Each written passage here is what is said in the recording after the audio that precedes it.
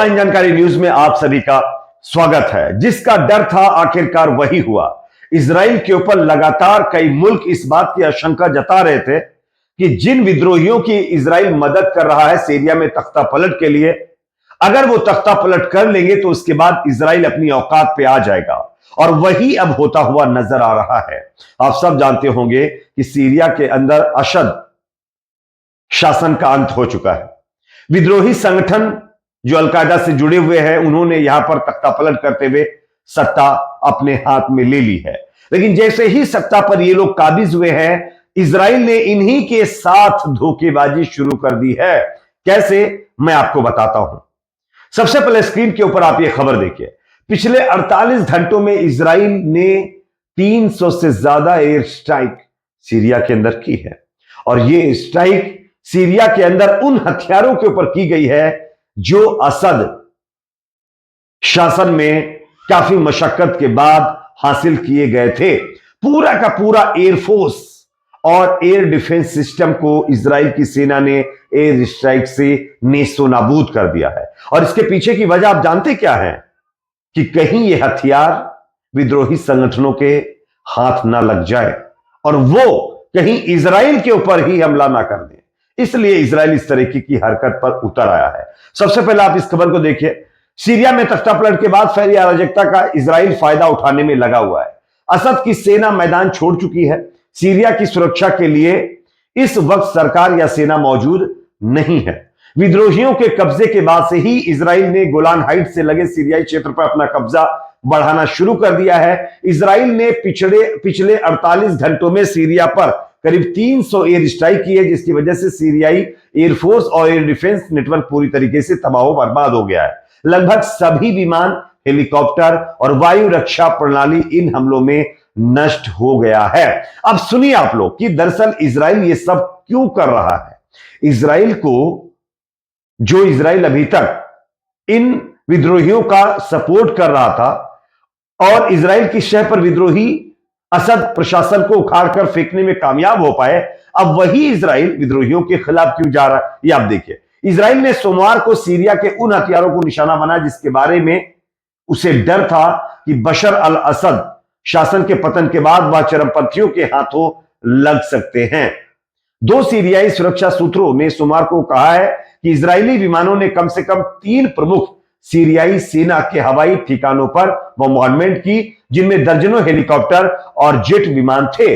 असद के सत्ता से हटने के बाद हवाई ठिकानों पर यह सबसे बड़े हमले बताए जा रहे हैं, जिसके बाद अब बताया यह भी जा रहा है कि इजराइल और अमेरिका अब सीरिया के अंदर पूरा कंट्रोल करने के लिए आगे बढ़ रहे हैं।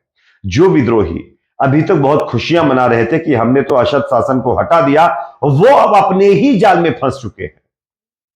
क्योंकि आप सब जानते हैं कि फलस्तीन के लोगों की मदद के लिए हिजबुल्लाह और ईरान सीरिया से भी कई अपने ऑपरेशंस को अंजाम दे रहे थे। और हिजबुल्लाह और ईरान के खिलाफ यह विद्रोही संगठन है। और यह विद्रोही संगठन जो है वो इजराइल और अमेरिका की शह पर सीरिया में घुसे हैं। हालांकि इनका कहना है कि पहले ये भी सीरिया के ही रहने वाले थे, लेकिन इनको जो असद शासन है उसकी तरफ से प्रताड़ना दी गई। उसके बाद इन्होंने अपने देश सीरिया को छोड़कर तुर्की में शरण ले ली। और उसके बाद अब जब वक्त आया है कि फलस्तीन के अंदर और लेबनान के अंदर 2 जगह मुकाबला चल रहा है, तो उसका फायदा उठा करके इन्होंने सीरिया में करते हुए तख्ता पलट कर दिया। लेकिन जिस उम्मीद के साथ सीरिया के विद्रोही संगठन सीरिया में घुसे, उस उम्मीद पर अब पानी फिरता हुआ नजर आ रहा है। क्योंकि इजराइल अब सीरिया पर पूरी तरीके से कब्जे के प्लान में है और विद्रोही संगठनों को भी सबक सिखाने की फिराक में है। आपको बता दें कि जिस तरीके से इजराइल की सेना लगातार सीरिया के अंदर बमबार्डमेंट कर रही है, इसके खिलाफ कतर, सऊदी अरब, इराक ने इजराइल के हमलों की निंदा की है और सीरिया क्षेत्र से जल्द कब्जा छोड़ने का आह्वान किया है। इसके अलावा हूती समूह ने भी जो है क्यूनेत्रा और माउंट हरमोन के नए क्षेत्रों में इजरायली सैन्य कार्रवाइयों के साथ साथ दमिश्क पर हवाई हमलों में वृद्धि पर गहरी चिंता व्यक्त की है। हालांकि अमेरिका और तुर्की भी सीरिया के ऊपर हमले कर रहे हैं, क्योंकि उनको ऐसा लगता है कि असद सरकार की तरफ से जहां जहां पर भी हथियार छुपाए गए हैं उन सबको नष्ट कर दिया जाए, ताकि बाद में कोई विद्रोह ना हो सके।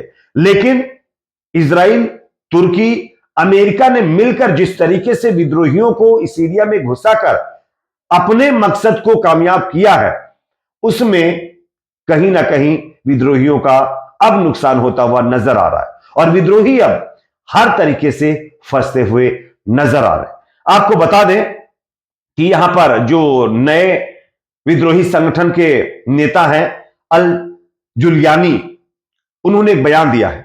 उन्होंने क्या कहा मैं आपको स्क्रीन पर दिखाना चाहता हूं। उन्होंने कहा है कि अगर इजराइल सीरिया में इन्वेस्ट करना चाहता है, अगर अपने बिजनेस को बढ़ाना चाहता है, तो हम उसको आमंत्रित करते हैं, वो कर सकता है। साथ ही साथ उन्होंने यह भी कहा कि यह सीरिया में इजराइल और एसडीएस के बीच एक सौदा है, यानी कि इजराइल के साथ मिलकर के ही विद्रोहियों ने सीरिया पर कब्जा किया है और अब उन्हीं विद्रोहियों के खिलाफ इजराइल की सेना कार्रवाई में जुट चुकी है। तो यहां पर कहीं ना कहीं अब तीसरा मुकाबला होने की संभावना बढ़ती जा रही है। साथ ही साथ कतर ने तो सीधे तौर पर कह दिया है कि सीरिया के अंदर जिस तरीके से अमेरिका और इजराइल अपनी मौजूदगी बढ़ा रहे हैं वो एक्सेप्टेबल नहीं है और अगर ऐसा ही होता रहा तो आने वाले दिनों में यहां का हाल बद से बदतर हो सकता है। आपको सीरिया की कुछ तस्वीरें मैं आपको दिखाना चाहता हूं। आप देखिए कि सीरिया में किस तरीके से गदर मचा हुआ है। जो असद प्रशासन के समर्थित लोग हैं उनके खिलाफ हिंसा की जा रही है, उनको खत्म किया जा रहा है। उसी का एक वीडियो मैं आपको स्क्रीन पर दिखा रहा हूं, आप देख सकते हैं। आप देख सकते हैं किस तरीके से कुछ लोग जश्न मनाने के चक्कर में कुछ लोगों को खत्म करते हुए नजर आ रहे हैं। इवन कार के अंदर उसका जो बूट स्पेस होता है उसमें लोगों को घुसा घुसा करके ठूस ठूस करके ले जाया जा रहा है और खत्म किया जा रहा है, ऐसा दावा किया जाता है। हालांकि यह कितना सही है ये तो अगर वहां पर कोई इंक्वायरी हो तो पता चलेगा, लेकिन ऐसी तमाम तस्वीरें यहां से सामने आ रही हैं। तो अब सीरिया के अंदर जिस मकसद से विद्रोही संगठन घुसे हुए थे वो मकसद तो उनका पूरा जरूर हुआ है, लेकिन आने वाले दिनों में उनको कहीं ऐसा ना हो कि पलायन का फिर से रास्ता चुनना पड़े, क्योंकि 15 किलोमीटर दमिश्क के करीब इजराइल की सेना पहुंच गई है और तमाम सूत्र ये भी बताते हैं कि इजराइल की सेना का एक और इंटेंशन है कि वो दमिश्क के पास जितने भी मिलिट्री बेसिस हैं उस पर कब्जा कर सकते हैं और अगर इजराइल का कब्जा यहां पर हुआ तो इन विद्रोहियों का हाल वही होगा जो असद शासन में हुआ था।